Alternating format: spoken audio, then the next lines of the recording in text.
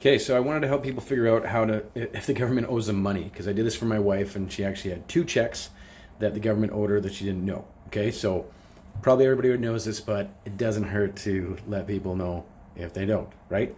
First thing you're gonna do is you're gonna Google CRA My Account. It's gonna bring you to this page.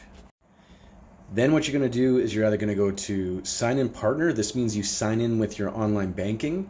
So for example, I sign in with my CIBC online banking information, okay?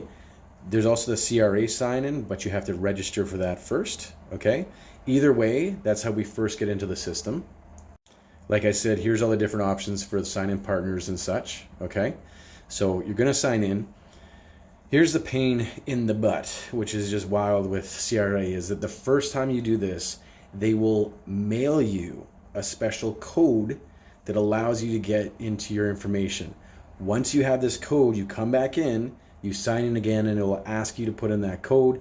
Then you can see your benefits, your tax filings. You can see everything to do with your like your government financial world, like child benefits and stuff. But first, you have to wait for that stupid letter to come in the mail. So unfortunately, you got to wait a bit. But once you have it, it's invaluable. Then on the very first page, when you log in, once you have that code, the second one from the bottom is uncashed checks. When my wife did this, she clicked on it and there was two uncashed checks that she hadn't gotten paid for. You click on them and you'll get a form you have to fill out, which will allow them to resend you the check or direct deposit if you have direct deposit set up now. I would highly recommend anyone that doesn't have direct deposit and you're still getting checks in the mail, set up direct deposit. Like, I don't even know if they still will allow checks to be mailed out in the near future, okay? So hopefully that helps. Leave a comment if you find some money. If you have any problems with the form, send me a message or just put a comment and I can go over exactly how you fill out the form.